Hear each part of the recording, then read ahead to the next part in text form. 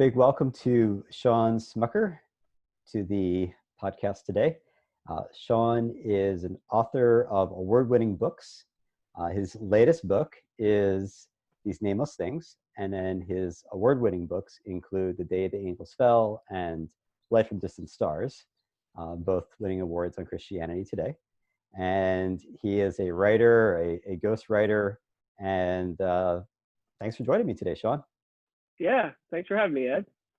I started thinking of all the stuff you do, and I thought, I'll just, cut to the chase. Let's. Yeah. All right. So, for folks who don't know you, or maybe they know you, but they are anxious for details about your life. Talk a little bit about your work, about what you're working on lately, and just what your days are like as a writer. Sure. Well, twice a week I record a podcast with my wife, Miley. It's called The Stories Between Us, and we talk about family life, creativity, and the writing journeys that we're on. So that's been going on for about 6 or 7 months now. We really enjoy that. Writing-wise, I'm a collaborator for a living, so I co-write and ghostwrite. It's my day job. And then I also write fiction. So I'm getting ready to launch These Nameless Things, which will come out June 30th. And I'm getting ready to hand in a novel that will come out in the summer of 2021, which doesn't have a title yet. But I've been working a lot on that recently. And then I'm starting another novel.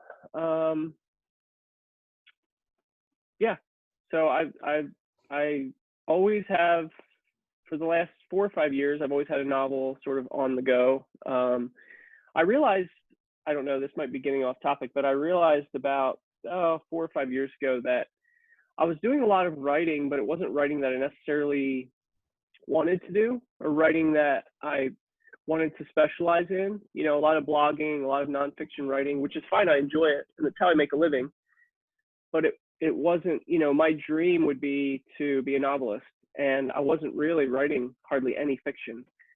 And so I kind of set this unofficial goal that I wanted to write 10 novels in 10 years, just because I thought, well, you would have to get better at it, right? Like if you wrote a novel a year for 10 years, like there'd have to be some level of improvement. So that became my goal. And pretty soon after I made that goal for myself, I did land my first book contract for fiction. So I think I'm on pace. I'd have to sit down and calculate, but I think I'm pretty close to that goal. Right. I mean, your first book won an award, right? Like, yeah. Pretty. Yeah. It's a good way to start. Yeah, not too bad. And how did your life change? Like once you set that goal, like how did you have to change your day? Yeah, I had to make new priorities. I realized that I was fairly addicted to the instantaneous gratification of publishing a blog post, of publishing a post and immediately getting likes, immediately getting shares, retweets, good comments. I had blogged for 5 or 6 years by that point. And so I kind of recognized that was something I was going to have to move on from, that addiction for immediate feedback and immediate praise. So I basically stopped blogging. I mean, I still will put up a post a couple times a month, but that was probably the biggest switch that I had to make, because I realized, I was writing a daily blog, 500 words or thereabouts, which, that's 2,500 words a week. That's 10,000 words a month. That's, a novel and a half a year. So I realized that I had the words in me and I had the time, but I just wasn't directing it properly. And how do you find your, the work that you're doing for clients and the business, kind of that business side of things versus your novel writing? Like, how do those two intersect for you? It's a good combination, because I don't feel like if I spend, 2 or 3 hours working on a co-write, I don't feel like that really takes from my energy, my fiction energy. It feels like a totally different muscle. It feels like, something that I can focus on for half a day and get a lot of work done, and then still have the desire to write fiction. So I feel like they go really well for me. I know some writers struggle to do that sort of output. Because if I'm working on, like right now, I have two main nonfiction projects that I'm working on. So that I need to be writing, at least 2,000 words a day for them.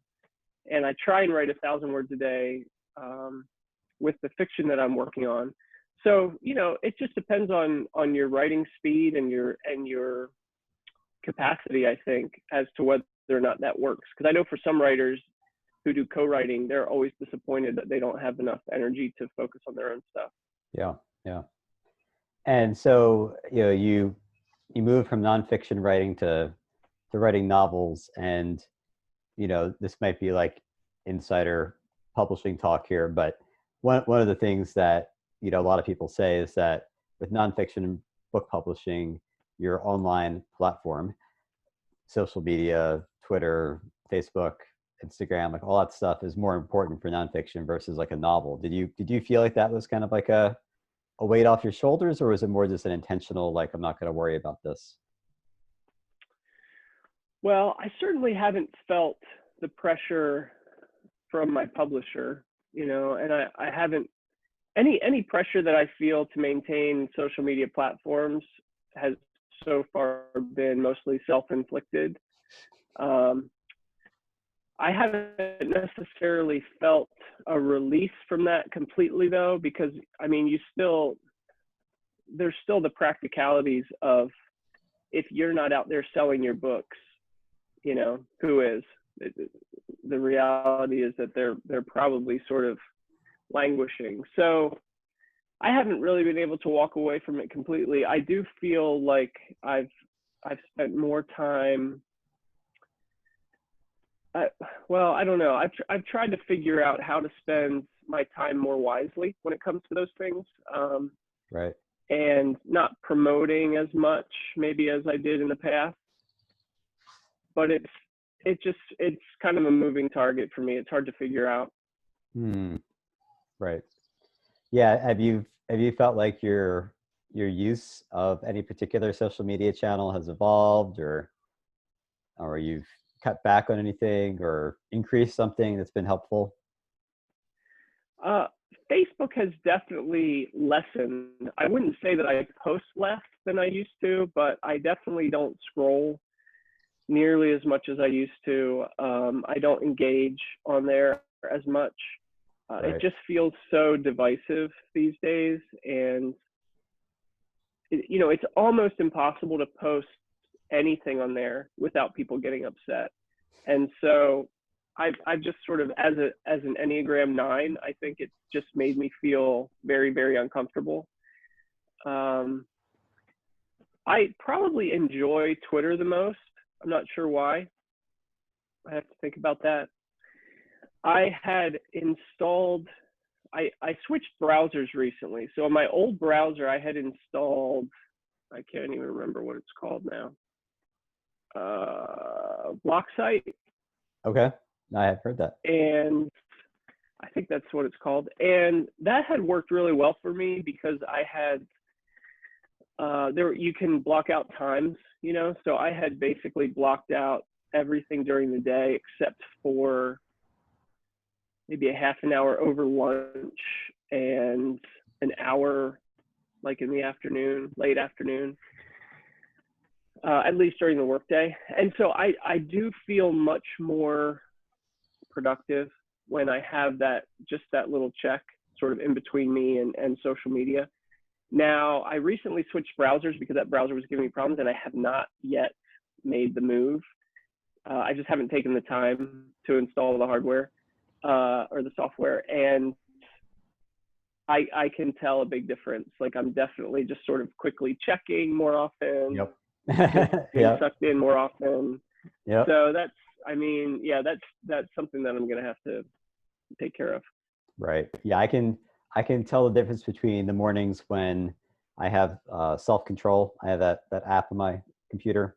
The mornings when I have self-control set up the night before, and the mornings that I don't have it set up. Mm, And I started doing a thing where I restart my computer at nighttime, and then I set up self-control for like, I don't know, 16, 18 hours, so that it's social media is blocked like almost all day. And then at the end of the day, I nice. can get on.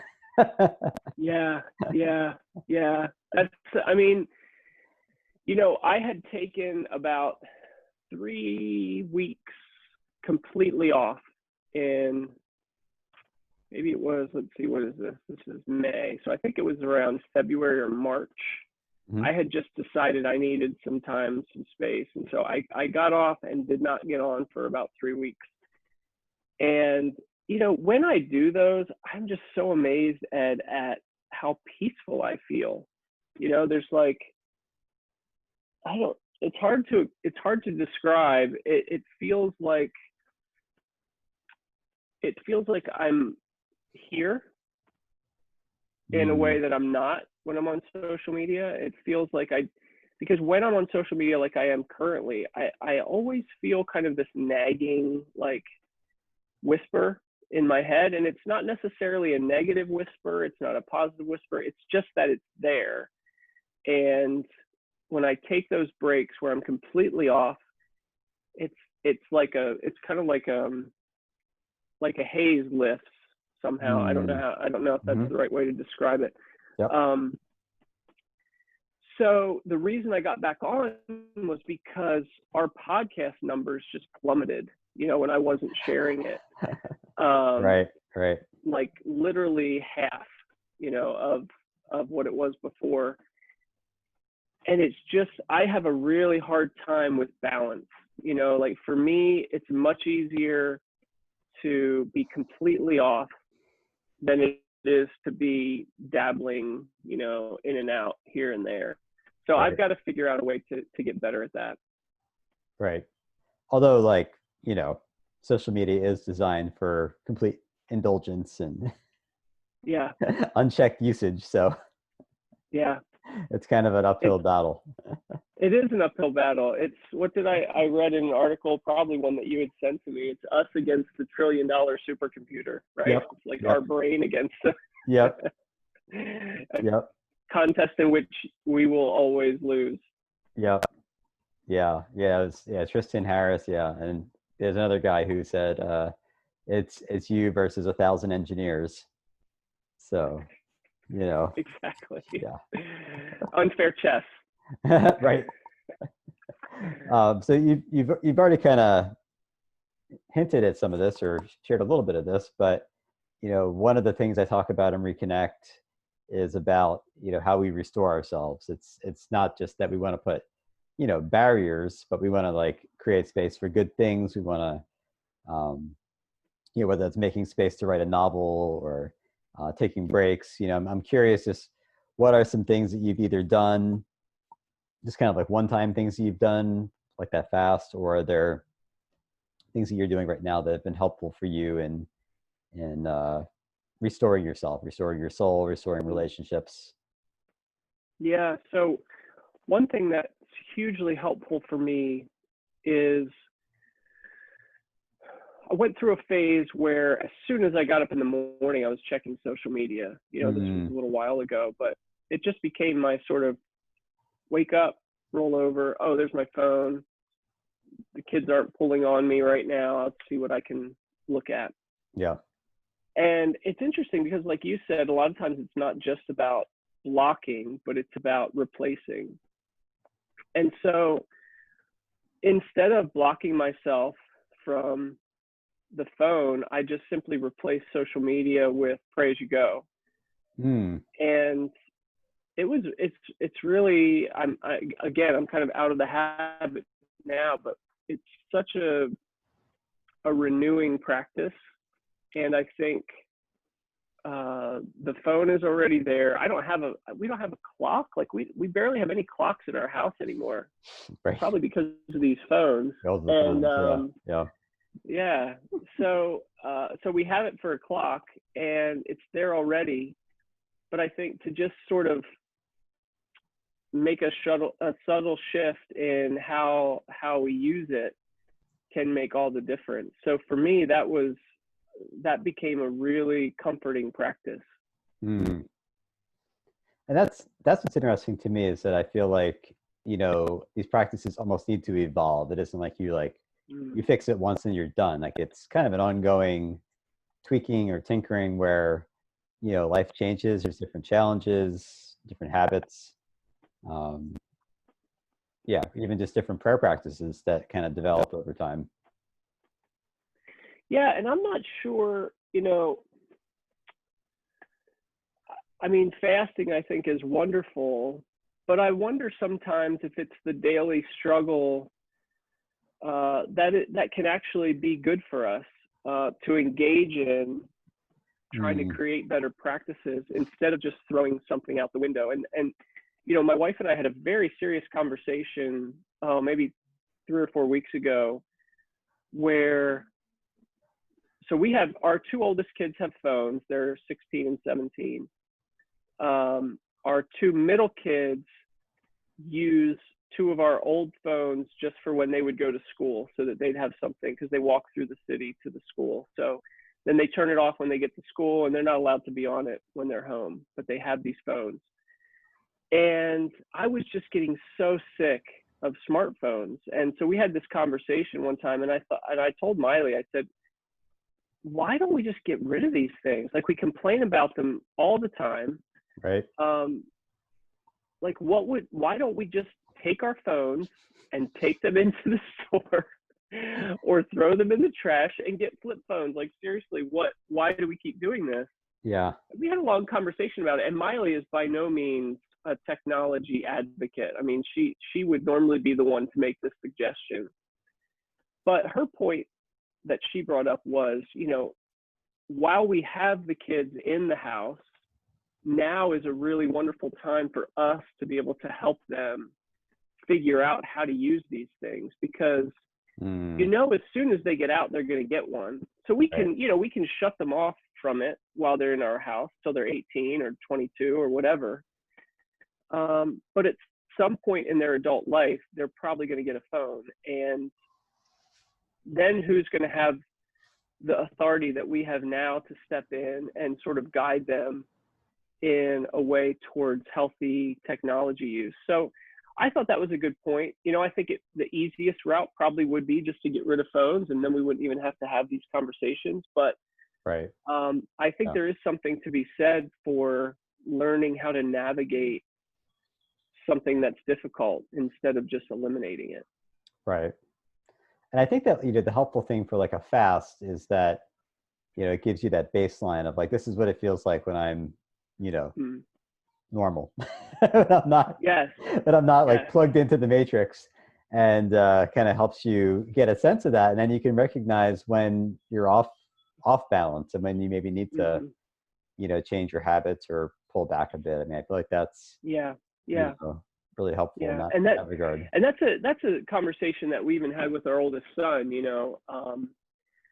We had him take a 3 or 4 day break from his phone, and the change in behavior, in attitude, and it was pretty remarkable to see just how he would change. And it gave us a really good opportunity to have that conversation with him and to say, okay, do you see how differently you feel?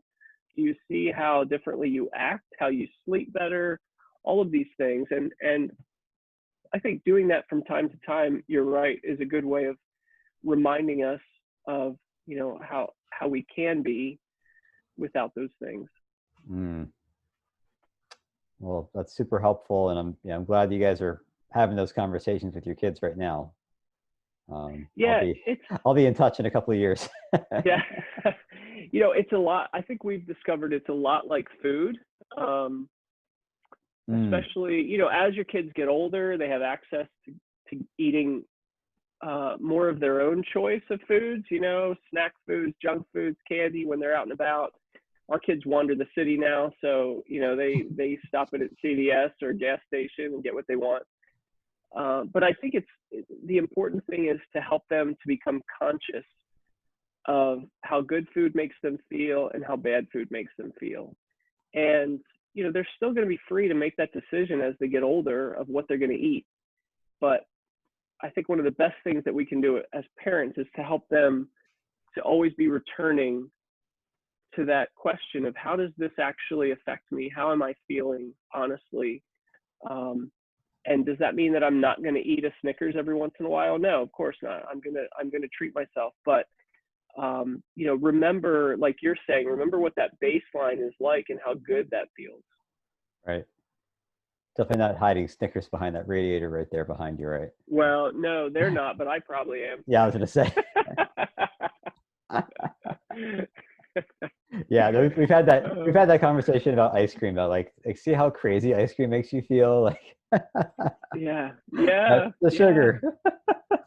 Yeah, and it's good, it's good to be aware, because so many of us live our lives just completely unaware of, the roller coaster that we're on. We just kind of hang on for the ride and become really oblivious to our feelings and our health and all those sorts of things. So I think anytime we can help our kids or help ourselves become more aware of how we are feeling in this present moment, I think it's a good thing.